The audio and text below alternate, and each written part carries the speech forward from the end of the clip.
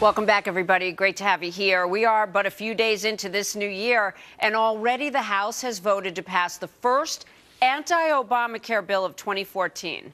What is significant this time around is that 67 Democrats broke ranks with the White House to vote with House Republicans. What are the implications of this?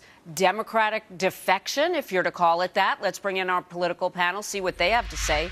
Angela McGlowan is a Fox News political analyst, and David Mercer is the former DNC National Finance Director. And welcome to both of you.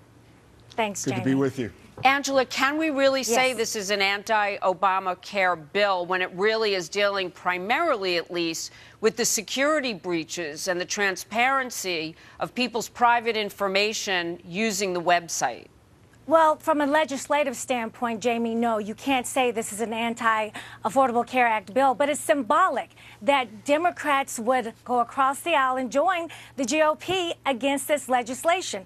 They know that they have to go back home in November and explain to their constituencies why they voted for this monstrosity of a debacle. Why do you think they did, Angela?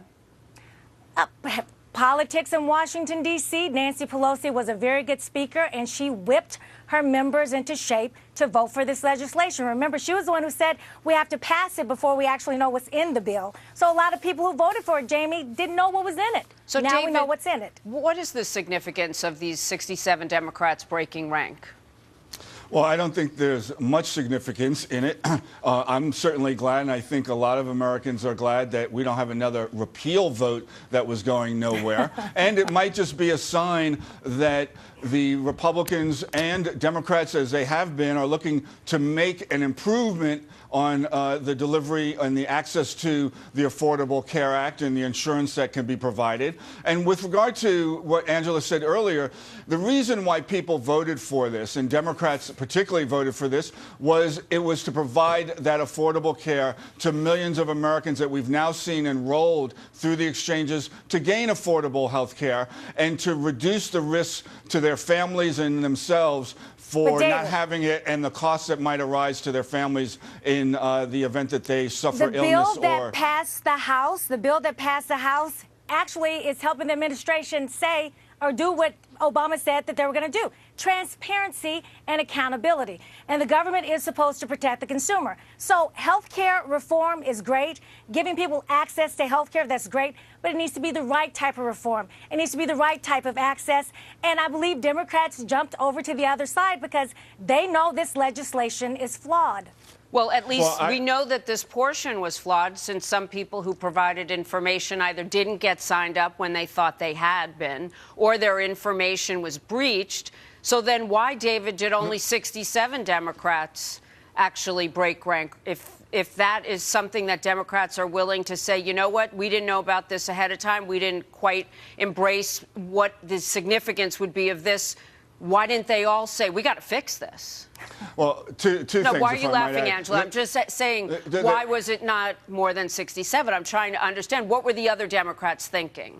Well, two things. One, I believe that, there are other laws on the books that protect American citizens for any breach in government data that pertains to them. So it's already on the books. The Republicans are making an additional statement. Hopefully it's not to create fear about engaging on the exchanges to get access to affordable health care. And in fact, taking this step hopefully leads to those governors and Republican governors in red states to finally lead to the expansion of Medicare so that more can be accessing health care in those states as opposed to denying them access to that health care.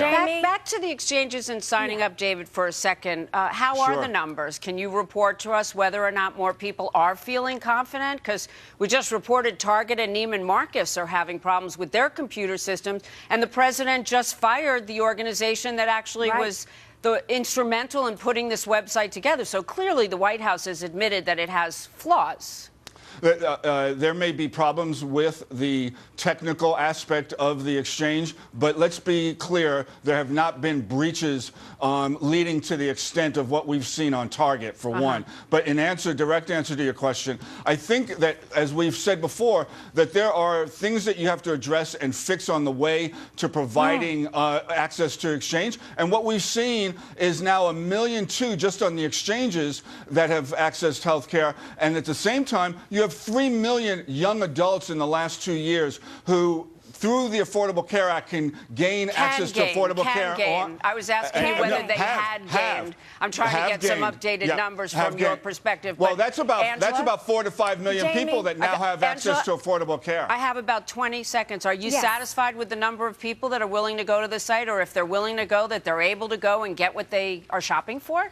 No, I'm not satisfied, Jamie. And what we need to do, Joe Manchin, Senator from West Virginia, said we should delay it. We need to delay this and fix it. And to answer the question that you asked, David, a while back, why is it that more Democrats did not go across the aisle and vote for this bill?